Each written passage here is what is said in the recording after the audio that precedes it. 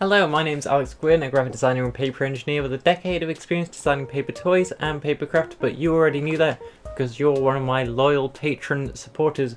I'm very thankful for it.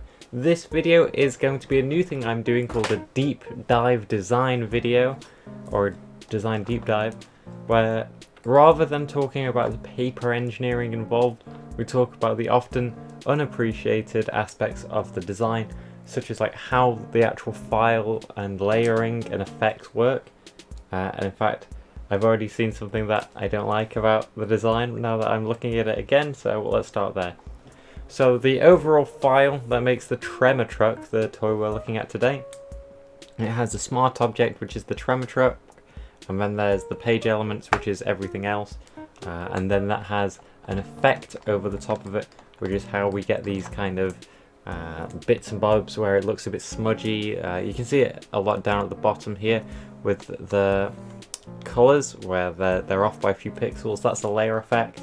If we open up that page element and we zoom in, you'll see that that's not a thing on the actual design.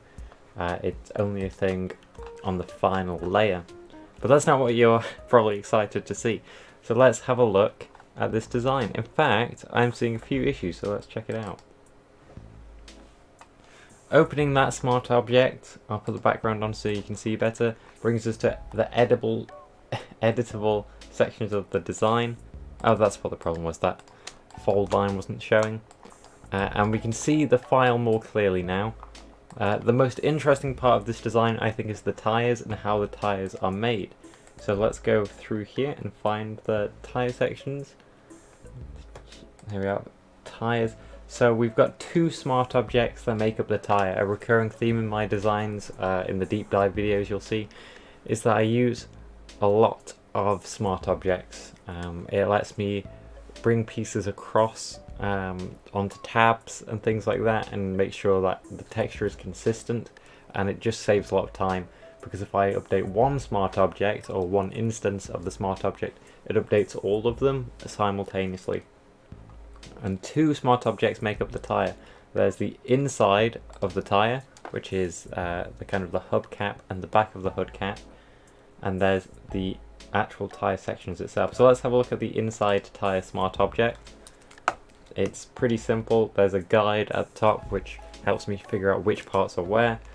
So if I go over this with a green X in the center like that, and then close it, you'll see how smart objects work. It will update every single instance of that smart object, and this is just a really good way of me keeping the pieces consistent, saving time, and especially with things like lighting, it can be really helpful. And a great example of that is these tires. So there's 4 tires, and all 4 tires are textured with one smart object, which I'll open now. This one smart object is all of the tires, and what's nice about these, if we zoom in, is you can see that they're slightly different. So one tire is slightly more rotated than the other, which is something I really want to do. I didn't want the tires to just be copy pasted. They're individual, they all have their own texture. So if I get rid of the color limiter that gives it this effect, you can see how crazy the tires actually look. They're rainbow, they're really bizarre looking. And then this layer here shows where the lighting is. So the tires have got lighting, so they're bright on the top, dark on the bottom, and this is consistent against all of the tires. So if, for example, if we close this, you can see the green represents the top, the red represents the bottom. It will update all the instances, and you can see that more or less the top is at the top, the bottom's at the bottom.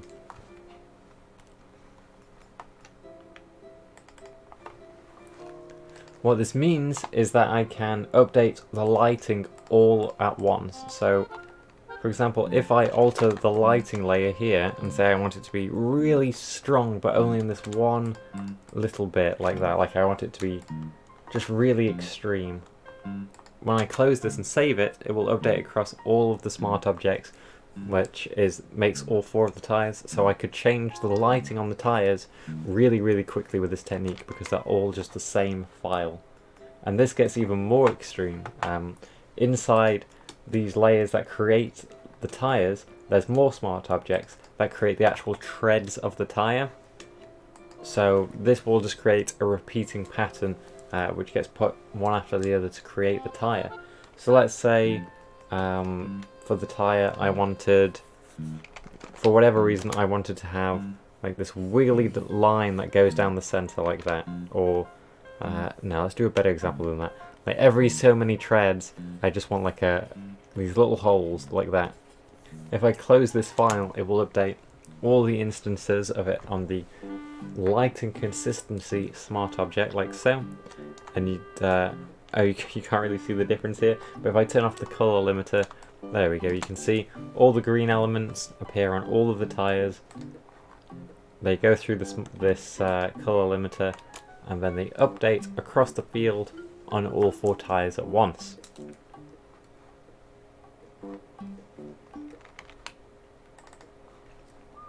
Let's have a bit of fun with how this works. I think this is my favourite part of the whole design, is the consistent lighting on the tyres.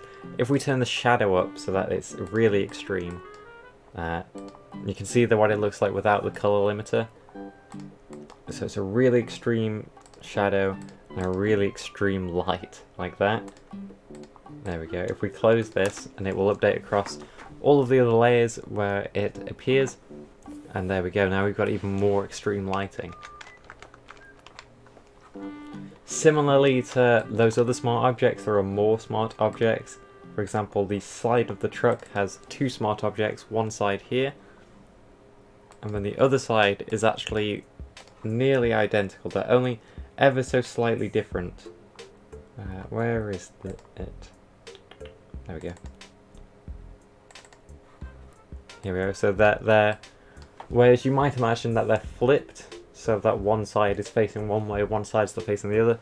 Because they're smart objects, I can just flip them after the fact, which made designing them much quicker. And you can see one side has a staircase, one doesn't. But if we wanted to add something really crazy, like a detail that kind of goes off the front there, when we close this, it will update this smart object in every instance, which includes things like tabs.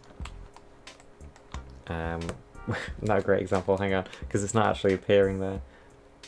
Oh, actually, I think the reason that's not updating is because it's the other smart object that inherits these tabs. So let's undo that. Which file was that? That was this one? That one? That one.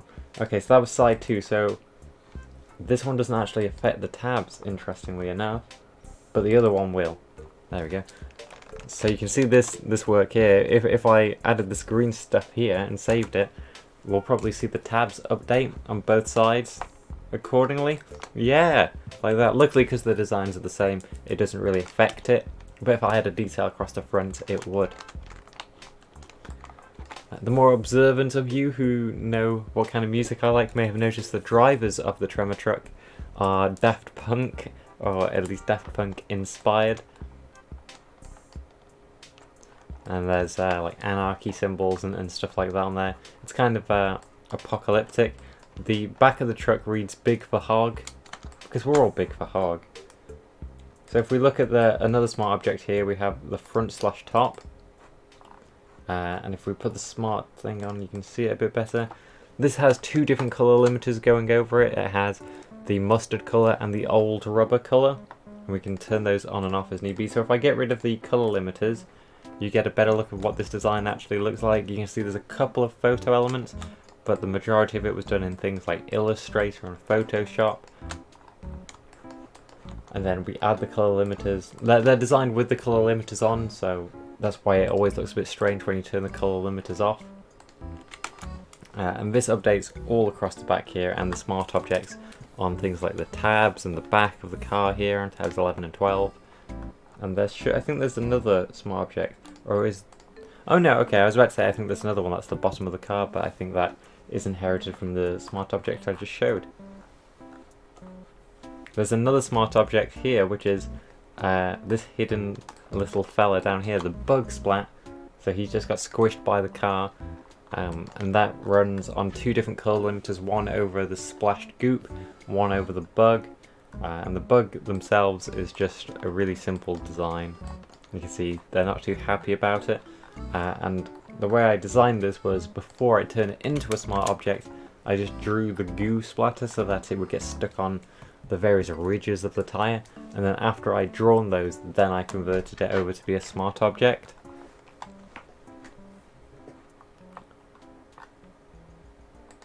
What other interesting things did I do?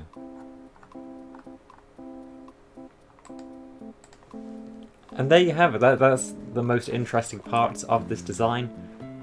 I think I'll probably release with next month's model a back of this design, something that I want to start doing. The plan is, in case you're unaware, that I'm going to be designing these toys for Patreon in this kind of same style, and then every year I'll put all 12 together and release just a little self-published book. So to do that, I've had to start designing the back sides of these toys. So here's the back of this, and I'm going to start throwing those in the Patreon downloads. Something I do have to bear in mind if I do that though is that because these tabs are white, they're designed to go onto the back of the page, so it's white on white so it doesn't look strange, but I will have to make sure that texture overlaps. Down at the bottom here you can see the new colour stamps that are on the bottom of toys, colour markers. I've started naming the various palettes I use, so this one has Old Mustard and Dusty Rubber. And next month's toys in September is going to see the first repeats of some colours. I think that has Old Mustard and Dusty Rubber, but they don't play such a prominent role in the design. Dusty Rubber does, but the mustard is more of an accent colour. So there we have it. This was a deep dive into the design of the file that makes the Tremor truck. Sorry that my voice is kind of giving out on me at the moment. I do hope you found it interesting. If you have any questions, don't be afraid to ask. Because this isn't something I've done before where I show how the file itself works. I'm hoping that that if you're inspired to kind of copy the way I've done it, that you take away is the way that I made all 4 tyres with one smart object, so that way I could update the lighting on all 4 tyres instantly without having to go over every tyre and do it by hand, which is how I would have traditionally done it. I hope you have a nice day. Thank you for being a patron and supporting my work. I'm gonna struggle to be producing as much content as I would like to up until Christmas, just because of work obligations. However, the Patreon is the one thing that I've really been planning to keep going, and so I've been working on all manner of toys. In fact, could I do a sneak preview of next month's toy? Let's have a look and see if I can find it. I thought I had one just here. Oh, it's over here. It's over here. Okay, so let's be sneaky about this. In fact, let me change the camera.